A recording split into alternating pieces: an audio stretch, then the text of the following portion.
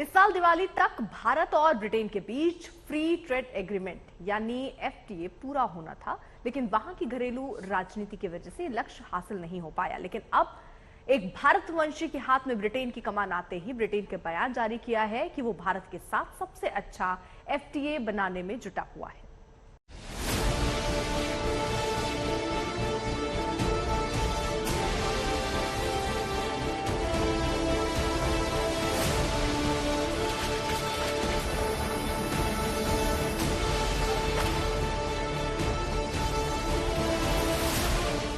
इस साल दिवाली तक भारत और ब्रिटेन के बीच फ्री ट्रेड एग्रीमेंट यानी एफटीए पूरा होना था, लेकिन वहां की घरेलू राजनीति की वजह से ये लक्ष्य हासिल नहीं हो पाया। लेकिन अब एक भारतवंशी के हाथ में ब्रिटेन की कमान आते ही ब्रिटेन ने बयान जारी किया है कि वो भारत के साथ सबसे अच्छा एफटीए बनाने में जुटा हुआ है। ब्रिटेन का कहना है कि वो ऐसे सबसे अच्छे एफटीए के लिए काम कर रहा है जो दोनों देशों के लिए फायदेमंद हो। ब्रिटेन के अंतर्राष्ट्रीय व्यापार सचिव ग्रेग हैंड्स के मुताबिक दोनों देशों ने ज्यादातर बातचीत को पूरा कर लिया है और अब जल्दी ही अगले दौर की वार्ता शुरू की जाएगी।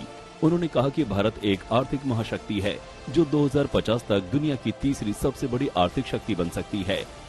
ब्रिटेन के अंतर्राष्ट्रीय व्यापार सचिव ग्रेग हैंड्स के मुताबिक एक मजबूत एफटीए ब्रिटेन और भारत के आर्थिक रिश्तों को भी ताकतवर बनाएगा। हैंड्स ने कहा कि एफटीए ब्रिटेन की कंपनियों के लिए भारत के तेजी से बढ़ते बाजार में बिक्री को सस्ता बना सकता है।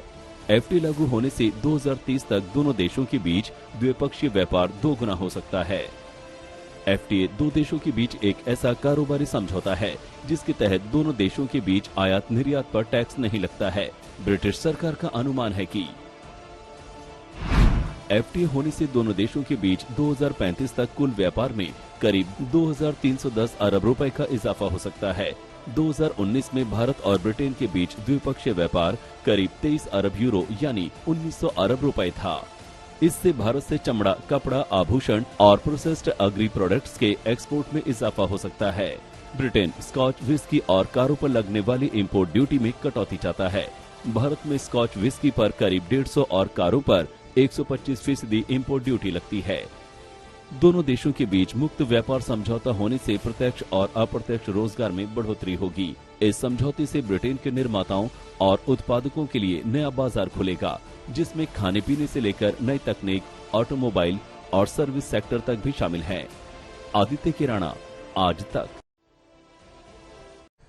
वहीं मुंबई पुलिस ने किडनैप हुई एक 71 दिन की बच्ची को 12 घंटे में लाकर उसके मां बाप को सौंप दिया, हवाले कर दिया। आरोपी को गिरफ्तार कर लिया गया है और पुलिस को शक है कि इस बच्चा चोर का हाथ और भी बच्चों के अपहरण में रहा होगा। 71 दिन की अनीशा बहुत भाग्यशाली है। 12 घंटे के अंदर वो अपनी मां की गोदी में वापस आ गई। इस बच्ची का परिवार दक्षिण मुंबई के सेंट जेवियर्स कॉलेज के पास एक फुटपाथ पर रहता है। बच्ची को वहीं से आरोपी ने चुराया था। मुंबई पुलिस के कमिश्नर विवेक खलसाणकर ने एक प्रेस कॉन्फ्रेंस कर इस कामयाबी के लिए अपनी फोर्स की पीठ थपथपाई। तुरंत हमारे सीनियर इंस्पेक्टर्स ने डीसीपी और एडिशनल सीपी, एसीपी को बताया।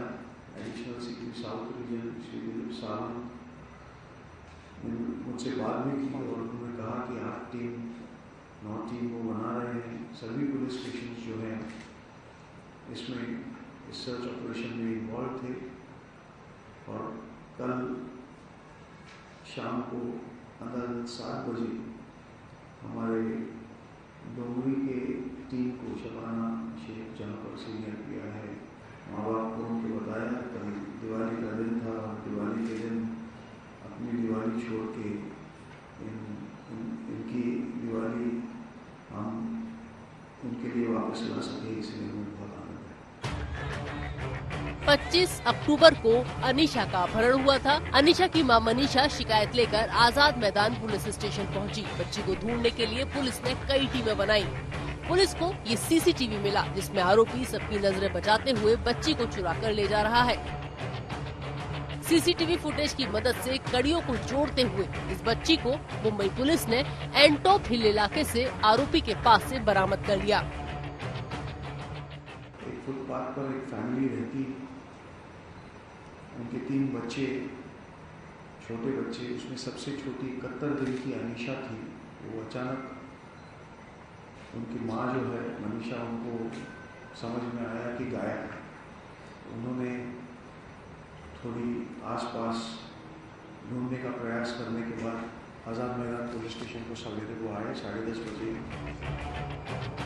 पुलिस का मानना है कि आरोपी मोहम्मद हनीफ ने बेचने के इरादे से बच्ची का अपहरण किया था। पुलिस ने आरोपी मोहम्मद हनीफ और उसकी पत्नी आफरीन को गिरफ्तार कर लिया है।